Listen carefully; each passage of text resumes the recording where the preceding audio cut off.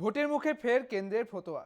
নির্দিষ্ট কিছু x account বন্ধের নির্দেশ মোদী সরকারের। মূলত কৃষক আন্দোলনের সঙ্গে যুক্ত 177টি এক্স অ্যাকাউন্ট এবং পোস্টকে আটকে রাখার নির্দেশ পদ্ম সরকারের।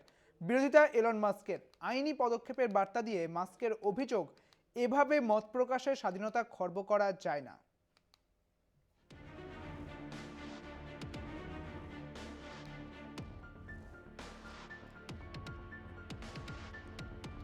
লোকসভা ভোটের আগে বোমা ফাটালেন এক্স হ্যান্ডেল তথা সাবেক টুইটারের মালিক এলন মাস্ক। কৃষক আন্দোলনের সঙ্গে যুক্ত 177টি অ্যাকাউন্ট এবং পোস্ট বন্ধের নির্দেশ মোদী সরকারের। এর অন্যথা হলে কঠোর পদক্ষেপ করা হতে পারে বলেও নির্দেশ দিয়েছে পদ্ম সরকার। মোদী সরকারের এই সিদ্ধান্তে একমত নয় বলে সাফ জানিয়ে দিয়েছে এক্সের গ্লোবাল গভর্নমেন্ট অ্যাফেয়ার্স টিম। 22 ফেব্রুয়ারি মধ্যরাতে এক্সের গ্লোবাল গভর্নমেন্ট অ্যাফেয়ার্স টিমের তরফে জানানো হয়েছে, মোদী সরকারের নির্দেশ মান্য করে আমরা কিছু অ্যাকাউন্ট কেবলমাত্র ভারতের জন্য আটকে রাখছি। যদিও এ ধরনের পদক্ষেপে আমাদের কোনো সায় নেই।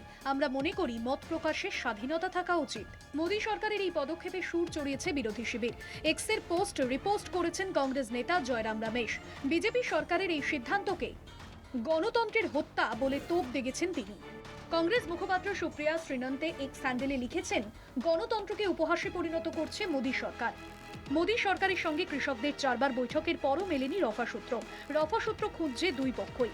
তার মধ্যেই বুধবার খনৌরি সীমান্তে পুলিশের গুলিতে 21 বছরের কৃষক শুভকরণ সিংকে খুনের অভিযোগ। আহত আরো বহু কৃষক। তার মধ্যেই বৃহস্পতিবার গভীর রাতে এক্সের তরফে প্রকাশ, মোদী সরকারের নিষেধাজ্ঞায় তৈরি হয়েছে জল্পনা। এর আগেও কৃষি আইন নিয়ে কৃষকদের আন্দোলনের সময় সাবেক টুইটার অ্যাকাউন্ট বন্ধের অভিযোগ উঠেছিল কেন্দ্রের বিরুদ্ধে। ফের একই অভিযোগ বিজেপি সরকারের বিরুদ্ধে। কৃষক আন্দোলন লোকসভা ভোটের মোড় ঘুরিয়ে দিতে পারে বলে মত রাজনৈতিক মহলের। লোকসভা জিততে মরিয়া মোদী সরকার, তাই এই ধরনের নিষেধাজ্ঞা জারি করছে, এমনটাই মত রাজনৈতিক বিশ্লেষকদের একাংশের। কলকাতা টিভি।